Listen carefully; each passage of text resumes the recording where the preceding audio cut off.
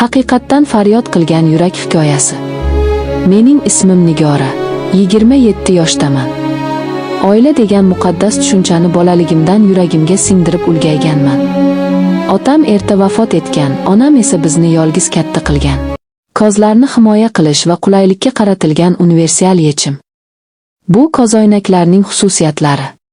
Metall rama, mustahkam va uzoq muddatli zamonaviy dizaynga ega. Barcha yuz turlari uchun mos keladi va mexanik zararlarga chidamli. Plastik xameleon linzalar. Linzalar yoritish sharoitlariga avtomatik moslashadi. Past yoritishda shaffof holatda bo'ladi, yorqin quyoshda esa qorayadi. Bu ultrabinafsha nurlardan himoya qiladi va ko'zlarning charchashini kamaytiradi. Antikompyuter qoplama. Linzalardagi maxsus qoplama ekranlardan keladigan yoritishlarni kamaytiradi. Ko'zlarning charchashini kamaytirib, uzoq vaqt kompyuter yoki elektron qurilmalarda ishlashda qulaylik yaratadi. Zakaz berish uchun havola kommentariyada bemalol o'tib zakaz berishingiz mumkin. Shu sabab oilani asrash, uni saqlab qolish men uchun hammadan ustun edi. Turmush o'rtog'im Jahongir bilan sevib turmush qurganman.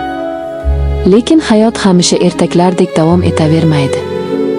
Uning ishsizligi, doimiy gazabi va eng yomoni onasining menga bo'lgan yomon munosabati har kuni yuragimga tikandek sanchilardi. Ular meni yomon ko'rishardi, lekin men hammasiga chidardim. Chunki men sabr qil, otadi degan gaplarga ishonardim. Farzandimiz bo'lmayotgani esa vaziyatni yanada og'irlashtirardi. Bir kuni kechasi qaynogam, erimning akasi mendan yordam so'ragandek uyimga keldi. U mast edi. U ko'zlarimga qarab: "Sen faqat bitta farzand tug, bu oila saqlanadi. Jahongir hech qachon farzandli bo'la olmaydi", dedi. Men avvaliga tushunmadim, ammo keyinmas haqiqatni angladim. Jahongirning bepushtligini allaqachon ular bilishgan, lekin aybni menga qo'yishgan. Ular esa oila nomusi saqlanishi uchun birgina yo'lni tanlashgan edi: qaynogamdan homilador bo'lishim. Yuragim yirtilganday bo'ldi. Ammo onamning bo'shagan ayolning hayoti yomon bo'ladi degan gaplari, ijtimoiy bosim va oilamning buzilish xavfi meni tanlov qilishga majbur qildi. Men rozi bo'ldim. Ko'z yoshlarim bilan iztirob ichida, lekin bu oilani saqlab qolish uchun o'z tanamni qurbon qildim. Bugun o'sha bolaning yurak urishini eshitdim. Ichimda nimadir o'zgarayotgandek. Bu meni o'zimdan yomon ko'rishimni to'xtatmaydi. Lekin bilaman, men bu oilani saqlab qoldim. Qanday narx evaziga bo'lsa ham. Ammo taqdir jim turmaydi. Gunoh ustiga sir yashirin qolmaydi. Bir kuni o'sha kechalarning birida biz navbatdagi uchrashuvda edik. Qaynogamning uyidagi yashirin xona hech kim bilmaydi deb o'ylagandik. To'satdan eshik ochildi. Eshik oldida qaynogamning xotini Dilnoza turardi.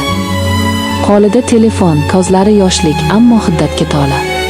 U yonida qaynogamning singlisi ham bor edi. Endi tushundim, nega meni yillar davomida befarzandlikda ayblagan ekansiz, deb baqirdi Dilnoza.